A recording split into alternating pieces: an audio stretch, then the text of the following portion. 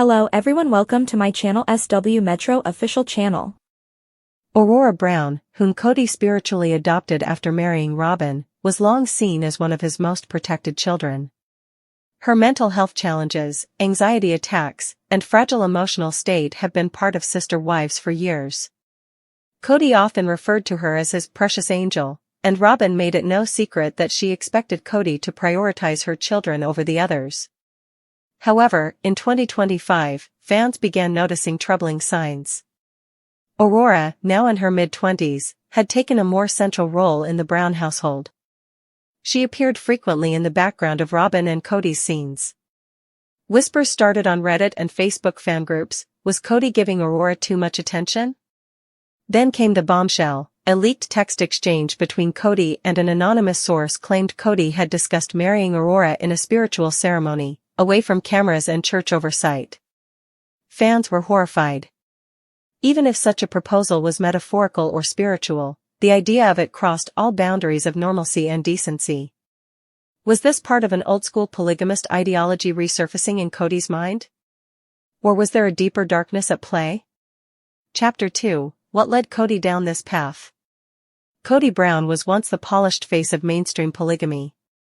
But as sister wives evolved, so did Kody, and not for the better. By 2024, he had alienated Christine, Janelle, and Mary, turning his once thriving plural family into a ghost town of broken marriages and bitter resentment. Robyn remained by his side, but even she appeared to be cracking under pressure. In interviews, Robyn began to break down in tears more frequently. She hinted at things happening behind closed doors and cryptically said, "I protected Kody long enough." This set off alarm bells. When Robyn began canceling her LuLaRoe live streams and taking social media breaks, fans speculated that something was brewing inside the walls of her Flagstaff home. Some believed it was financial strain. Others feared emotional or even spiritual abuse. But no one suspected what came next. An active criminal investigation into Kody Brown, centered around claims brought forward in Robyn's name. Chapter 3: The shocking arrest. What was Kody charged with? On July 19, 2025, Flagstaff police arrested Kody Brown at his home following an emergency intervention. According to official reports obtained by tabloids and fan sleuths, Kody was taken into custody on suspicion of coercive control, financial manipulation, and obstructing Robyn's access to her legal documents and income. Authorities also seized several devices and documents from the home as part of an ongoing investigation. The warrant mentioned coerced spiritual pledges involving a family member, sending shockwaves through the sister wives' fanbase. Was this referring to Aurora? Had Kody, in an attempt to maintain spiritual control, pressured Robyn's daughter into a disturbing dynamic? The legal documents were sealed, but the rumor mill ran wild. And to make matters worse, Robyn was allegedly the one who tipped off the police. Chapter 4: Robyn's secret betrayal, finally saying enough. After years of protecting Kody, many fans believed Robyn would go down with the ship. But behind the scenes, something changed. Some insiders claimed that Robyn had been quietly preparing to leave for months. She had reportedly reconnected with her long-lost cousin in Utah, applied for separate financial accounts, and started seeing a therapist independently. In late June 2025, Robyn allegedly met with a lawyer and provided screenshots, audio recordings, and testimony detailing the inner workings of her relationship with Kody, and the toxic household she feared her children were trapped in. Sources close to the family suggest that Robyn grew especially alarmed after discovering a ceremonial ring in Kody's office, one that matched her daughter Aurora's size. That was the last straw. Chapter 5: Was the proposal real or a misinterpreted power play? The leaked texts hint at Kody proposing a spiritual marriage to Aurora to bring purity back into the family. The language was murky, vague, and disturbing. While some claim it was metaphorical, others fear Kody was testing the boundaries of his remaining power. A family therapist, anonymous but verified, weighed in, telling The Sun, "It's not uncommon for narcissistic leaders in failing systems to retreat into fantasy-based structures of control. Spiritual marriages, ceremonies of reconnection, these are all tools to mask delusion and maintain dominance. Kody may have seen Aurora as someone he could still control. But even she, reportedly, pushed back. A diary entry allegedly written by Aurora and later leaked hinted that she felt uncomfortable, confused, and trapped by Kody's expectations. The proposal, real or not, symbolized a breaking point. Chapter 6, Christine, Janelle, and Meri react. The reaction from the ex-wives was swift and fierce. Christine Brown, now happily married to David Woolley, posted an Instagram story with only one word. Finally. Janelle shared a cryptic photo of herself with her sons, captioned, "You can't manipulate everyone forever." But it was Meri who shocked fans the most.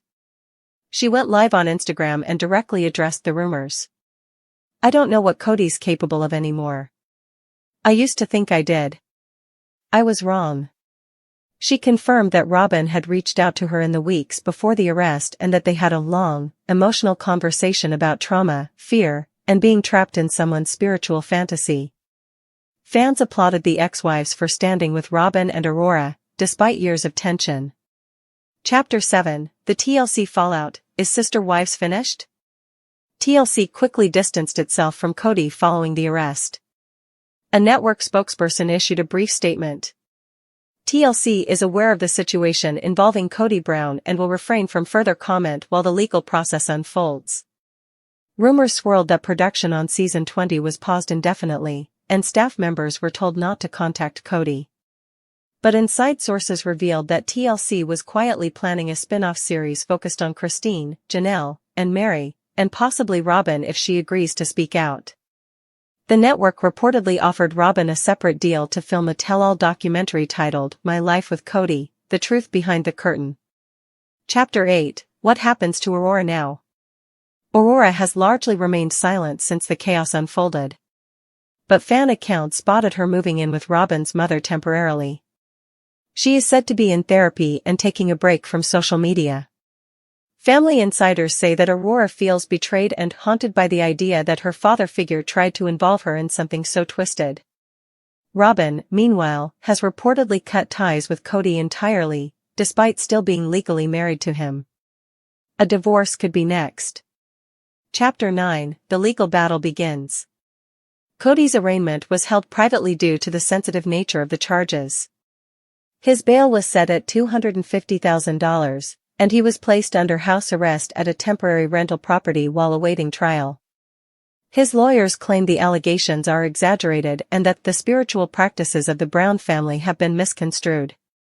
But Robyn's legal team isn't backing down. They filed a protective order, and sources say they're preparing to sue for full custody of the minor children, and to revoke any parental rights Kody has over Aurora and her siblings. Chapter 10, Final Thoughts, The End of the Brown Patriarchy? Kody Brown once imagined himself as the beloved patriarch of a flourishing plural family. But over time, his ego, favoritism, and spiritual manipulation unraveled everything he'd built. This alleged proposal to Aurora may have been the final nail in the coffin, a symbolic act that revealed how deep his delusion had run. Whether he truly intended to marry her in a spiritual sense or used the idea as a control tactic, the consequences are real. Now, his family is broken, his freedom is in jeopardy, and his reputation is in ruins. Meanwhile, Christine, Janelle, Meri, and Robyn, once pitted against each other, may finally find common ground in protecting the children Kody left behind. Kody Brown continues to assert that Janelle viewed him as a piece of meat and that I do have buns of steel. Kody Brown is certain that Janelle Brown, his ex-wife, only cared about his sexual appeal. In previous episodes of Sister Wives, the 56-year-old mentioned the fact. Kody said on season 18's Tell All that he thought Janelle thought of him as a physical specimen and as a resource. Kody has also commented that, claiming during a solo confessional, "So Janelle's not in love with me. She must thinks I'm hot, I believe. I got nice pecs and a great six-pack abs, but that's all she's interested in," Kody boldly added. In season 19, a different one of Kody's previous wives won't let him forget that one. Christine claims that Kody lacks rock-hard abs. When Janelle went to Madison's North Carolina home with Christine Brown Woolley and her husband, David Woolley, in Sunday's episode, The Land of Milk and Honey, the subject came up. David brought up the time he, Christine, and Janelle visited a bar on a road trip, and Janelle had her first shot of alcohol. David made the quip that Janelle's chances of falling in love with the one and only man in the bar were so good. Christine chimed in and jabbed at Kody Brown's comments, and his figure. Because we did talk about Janelle only wanting to find a guy with rock-hard abs and nice pecs, Christine quipped.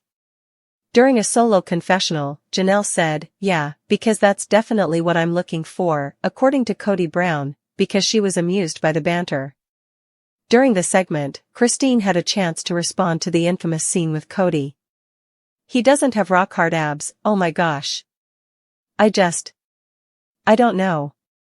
Anything, Christine admitted. Kody mocks Janelle while boasting about his body. Kody also had a chance to respond to his previous statement, saying, it's not rock-hard abs. I'm a flesh and blood man. I do have buns of steel, but my abs are just washboard, Kody added. Kody then stated that because Janelle saw me as a piece of meat, not as a husband, was the whole stupid thing about him complaining about how Janelle viewed him. I was more of an item than a person to be engaged vulnerably with, Kody continued. Kody is no longer in contact with Janelle. Janelle made it clear that she is done with Kody for good in season 19's Part B. She admitted that she doesn't want to have to think about, talk to, or interact with him anymore. Janelle still owned her piece of land on Coyote Pass in Flagstaff, Arizona, when the episode was being shot. However, since then, the Browns have sold the property.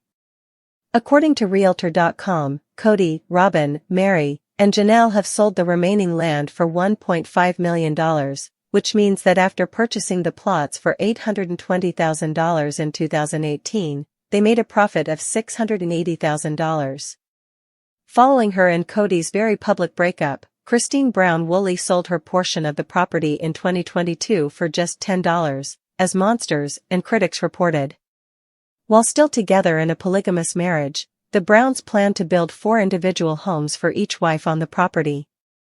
That dream, on the other hand, never materialized because all but one of Kody's wives began to separate from their plural marriages in succession. Christine left first, followed by Janelle and Mary, who stayed with Kody longer than any of his other wives. Kody and Robyn have remained in Flagstaff ever since, while the others have relocated outside of the state. Janelle is building a house in North Carolina, where she lives with her eldest daughter, Madison, while Christine and Mary have each returned to Utah. During the season 18 tell-all, Kody Brown shocked viewers with a particularly odd reflection about his marriage to Janelle. Instead of focusing on their emotional disconnect, lack of communication, or ideological differences, all common threads in the unraveling of their relationship, Kody insisted Janelle viewed him as a physical specimen and as a resource. So Janelle's not in love with me, he said. I think she thinks I'm hot. He didn't stop there. Kody went on to brag, I got nice pecs and a great six-pack abs, but that's all she's interested in. To fans who've watched the show since 2010, this statement didn't ring true. Janelle Brown has always been portrayed as the grounded, practical, no-nonsense wife who prioritized family stability, financial planning, and structure. If any of Kody's wives were going to focus on rock-hard abs, Janelle wouldn't be the one. But for Kody, it appears that the narrative he's created, one where his physical appeal was a distraction for his ex-wives, is easier to swallow than acknowledging deeper emotional failures on his part. Christine and David Woolley joined the roast. Kody's remarks didn't go unnoticed by his exes. In season 19, Sister Wives viewers were treated to a hilarious scene in the episode titled The Land of Milk and Honey, in which Janelle and Christine Brown Woolley, along with Christine's husband, David Woolley, recounted a road trip memory. David recalled how they visited a bar and joked that Janelle had good odds if she wanted to hook up, as she was the only woman there. That light-hearted moment prompted Christine to deliver one of the funniest jabs at Kody in the show's recent history. She laughed, because we did talk about Janelle only wanting to find a guy with rock-hard abs and nice pecs. Janelle, who's clearly not taking Kody's comment seriously, laughed it off during a confessional and said, yeah, because that's definitely what I'm looking for, according to Kody Brown. Then came the knockout blow from Christine, oh my gosh, he doesn't have rock-hard abs. I'm just, Whatever. Whatever. The moment showed just how absurd Kody's claims sounded, even to the women who once shared their lives with him. Kody's defense: I do have buns of steel. Still, Kody couldn't let the moment go. Doubling down.